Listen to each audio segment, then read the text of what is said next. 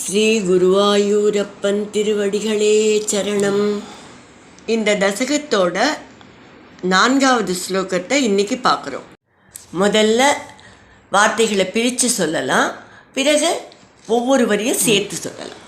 தன்னாசாத் கலஜன பீருகைர் முனீந்திரைஹி தன்னாசாத் கலஜன பீருகைர் முனீந்திரைஹி தன்மாத்ரா சிர பரிரக்ஷிதே ததங்கே தன்மாத்ரா பரிரக்ஷிதே ததங்கே த்யக்தாகே பரிமதிதா ததோருதண்டாத் த்யக்தாகே பரிமதிதா ததோருதண்டாத் தோர்தண்டே பரிமதிதே த்வமாவிராசீஹி தோர்தண்டே பரிமதிதே த்வமாவிராசீஹி தன்னாசாத் கலஜன பீருகைர் முனீந்திரைஹி தன்மாத்ரா சிர பரிரக்ஷிதே ததங்கே தன்னாசாத் கலஜன பீருகைர் முனீந்திரைஹி தன்மாத்ரா சிர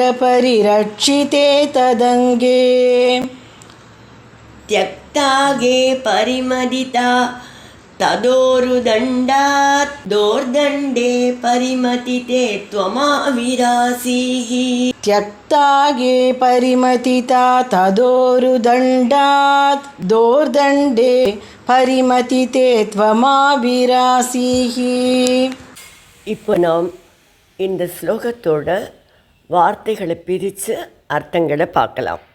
தன்னாசாத், அந்த வேணன் இறந்த பிறகு, அழிந்த பிறகு, கலஜன பீருகைஹி முனீந்திரைஹி, அதாவது நாட்டில் அரசன் இல்லைன்னா தீயவர்கள்னால நாட்டுக்கு கேடு உண்டாகும் அப்படிங்கிற அச்சம் கொண்ட அந்த முனீந்திரைஹி முனிவர் பெருமக்கள் தத் மாத்ரா, அந்த வேணனோட அம்மாவினால் சிர பரிரக்ஷிதே, நெடுநாட்கள் பாதுகாக்கப்பட்டிருந்த தத் அங்கே, அவனது உடலில் பரிமதிதாத் கடையப்பட்ட ஊருதண்டாத்து துடைப்பகுதியிலிருந்து த்யக்த அகே, அவனது பாவமெல்லாம் உருக்கொண்டு விலகி சென்றுவிட அதக பிறகு டோர்தண்டே பரிமதித்தே, அவனது புஜங்கள் கடையப்பட்ட போது அவற்றிலிருந்து துவம் ஆவிராசி, நீங்கள் தோன்றினீர்கள்.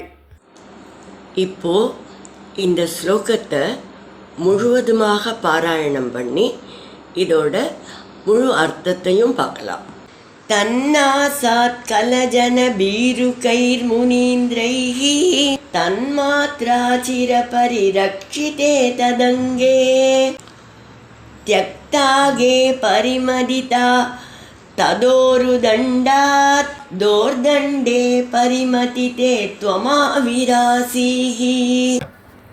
வேணன் இறந்த பிறகு அவனுடைய தாய் சுனிதா அவனுடைய உடலை மூலிகைகளும் தைலங்களும் கொண்டு பல நாள் காப்பாற்றி வைத்திருந்தாள். மீண்டும் நாடு அரசனில்லாமல் ஆகிவிட்டதே என்று தபஸ்விகள் கவலை கொண்டனர். அதனால் அவர்கள் வேணனுடைய உடலின் தொடைப்பகுதியை பர்டிகுலர் விதத்தில் அவர்கள் அதை கடைந்தனர். அப்போது கருத்த நிறத்தில் ஒரு உருவம் வெளிவந்தது. அதற்கு பெயர் பாகீகன் என்று பெயர்.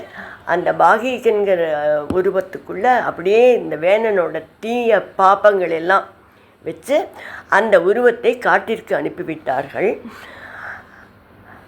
பிறகு வேணனுடைய தண்டம் போன்ற கரங்களை கடைந்தார்கள். அப்போது நீங்கள் தோன்றினீர்கள் என்று பட்டதிரி கூறுகிறார். பாகவதத்தில் 2 கரங்கள்லேருந்து ஆணும் பெண்ணுமாக ஒரு தம்பதியினர் தோன்றினர் என்று கூறப்பட்டுள்ளது.